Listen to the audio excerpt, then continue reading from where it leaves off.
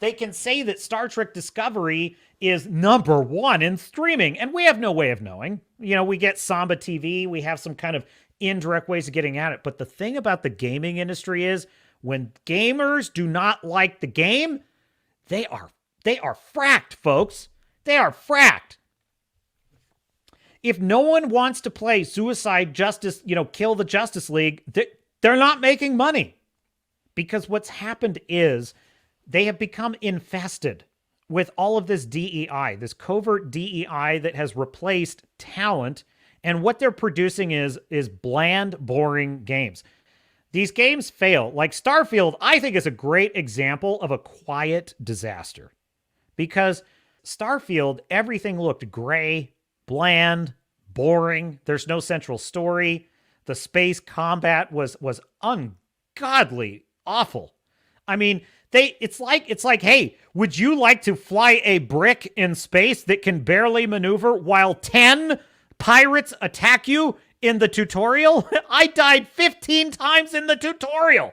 I'm like, this is awful. This is not fun at all. I'm not enjoying any of this. They are paying a price, folks, and there is blood in the water. I had another story on this. From Bounding into Comics, Sweet Baby Inc. Staff throw tantrum after Steam curator list created to track and warn players against their work. Oh, this is the best, folks. Oh, this is juicy. This is juicy. This is what I mean when I say that the wokies are totalitarians. They are authoritarians, right? They are okay with inclusion and diversity, and everybody can like what they like and have their say until you dissent. Dude, what in the world can you possibly object to? If Steam says, hey, if you don't like this company, here's a list of all the games they're a part of. That's called freedom of speech. That's called the free market. That's called, if you like it, great. If you don't like it, fine. Nothing about this is stopping anyone from buying a Sweet Baby Inc. game. Nothing. But notice how if you scratch a Wookiee, you will find a freaking dictator who will do anything to prevent people from having the freedom to. This is why, quite frankly, Kid Rock and Joe Rogan were out there talking about, oh, it's time to forgive. In fact, including even the Orange Man, Donald Trump himself. All three of them are like begging forgiveness now for Bud Light, and it's like, never this side of hell. Never this side of hell will I forgive Bud Light because they have not said what they did wrong. They have not said what they did wrong. And why is that important? Well, quite frankly, because what other voice do we have? The only power we have as customers and fans is our wallets. It's all we've got, folks. They have all but taken away our right to free speech. They have all but taken our way away. We cannot speak freely on almost any platform. Frankly, not even X, formerly Twitter. Even X is reinstituting some of its rules around pronouns, for example. We are not free. We do not have the ability to see the dislikes on the Rings of Power trailer. We do not have the ability to comment on the Rings of Power trailer and speak our minds. We cannot get the honest audience reaction on Rotten Tomatoes anymore. They have taken away from us every natural avenue that we as customers have to make our voices heard. And then when our voices do get through in the narrow channels left of them, they lie about us, they defame us, they accuse us of being racist and everything else under the sun. But what we do have is our wallets. And if they had the power, they would force us to open our wallets and pay for this crap. Well, we ain't gonna have it. From Bounding into Comics, despite building an entire business on forcefully injecting identity politics into video games, employees of the inclusion-focused narrative consultation company Sweet Baby Inc. are absolutely livid that a Steam user has begun taking steps to ensure the public knows exactly which specific titles they've worked on. a self-described inclusion-focused narrative and consultation company, Sweet Baby Inc.'s main objective is to review and edit a given video script through the lens of diversity and inclusion. Our mission is to tell better, more empathetic stories while diversifying and enriching the video games industry, writes the company on their official website. We aim to make games more engaging, more fun, more meaningful, and more inclusive for everyone. And if you don't enjoy our games, you will be tied to a chair and have your eyelids forcibly opened, you bigot. We believe that representation is key to connecting players and audiences. And these people are such fucking morons. I'm sorry. These people talk to us. They talk to the public like we are stupid children. Children are not this insipid. Yes, the key to connecting players and audiences is a good product. These people do not have the intelligence of a pencil eraser, but I digress. Open quote, and we offer a few ways to help your team and project gain the perspective needed to make it happen. Their mission statement continues.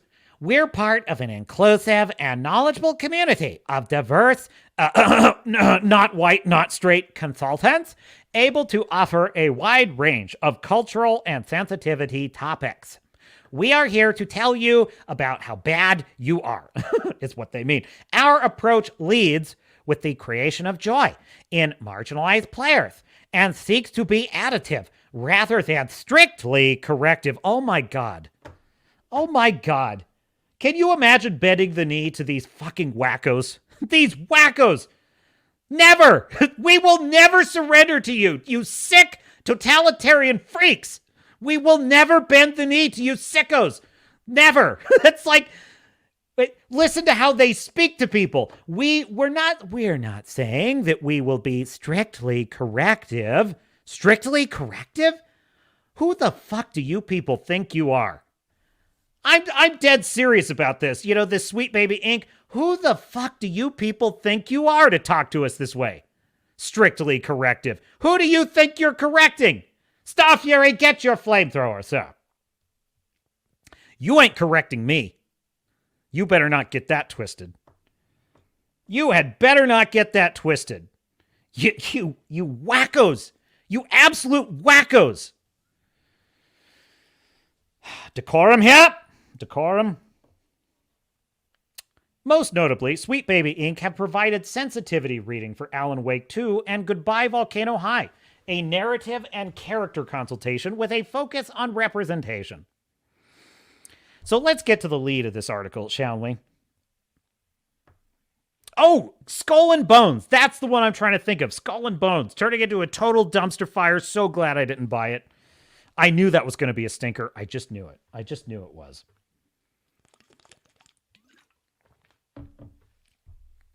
Okay, so where is the lead in this? Okay, so basic point of the story is Steam created this list of like everything that Sweet Baby Inc. is involved with. Avoid, in the words of Ron Swanson, skim milk, avoid.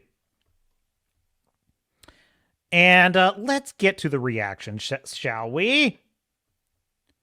Let's see. Despite this list being curated both based on publicly available information and with an intent to warn consumers no different than those at the heart of similar Steam curator pages, which bring attention to instances of censorship or de novo DRM, the fact that it's centered on their work specifically led to a public outcry over its existence from Sweet Baby Inc. employees.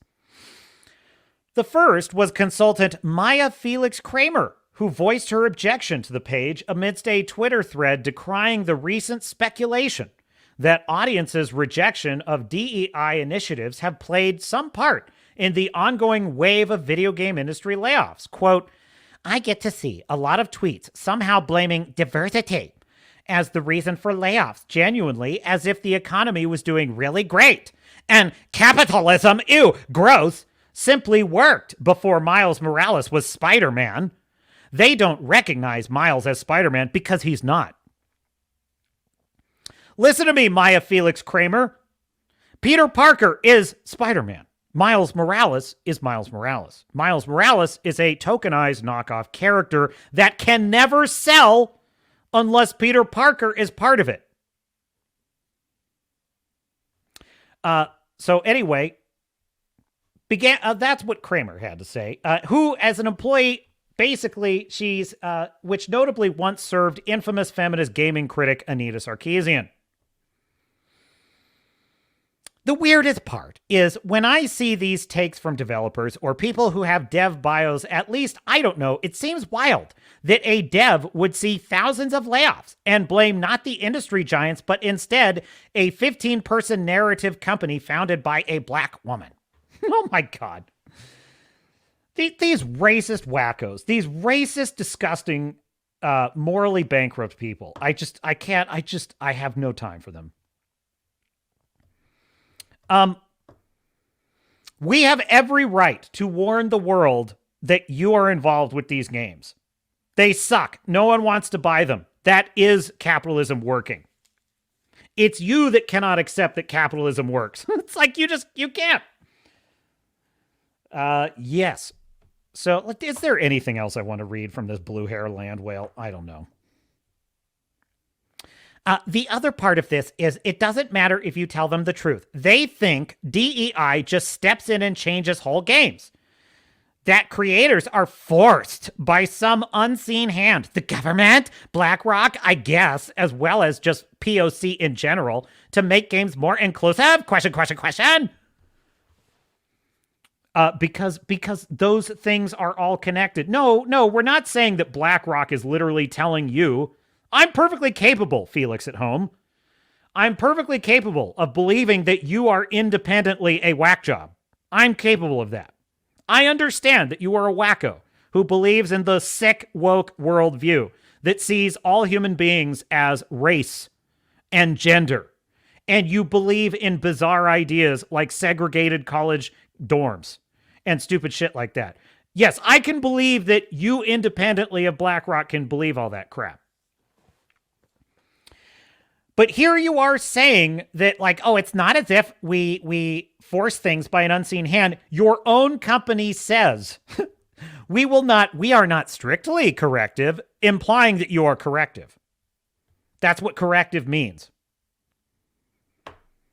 Fighting misinformation would be great, but social media plus YouTube is not equipped to hold people accountable to doing real research in good faith, just getting hits and proving their point in the absence of confirmation.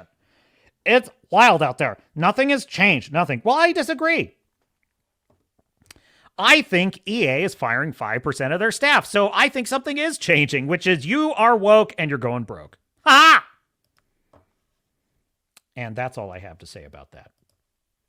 Give me my applause, Mr. Producer. So, yeah, the wackos over at Sweet Baby Inc. are having a big old melty. They're having a big old melty because they're not getting their way anymore. Hey, thanks for watching. I hope you loved this clip. Please like and subscribe. And did you know you can join us live every Sunday on the Captain's Cast live show? That's at 1 p.m. Pacific, 4 p.m. Eastern, every Sunday. You can join me and the rest of the crew in the live chat as we set sail for more amazing adventures in entertainment, film, video games, etc. And until next time, my dear sailors and starnauts, this is Captain Garrett saying I will see you out there.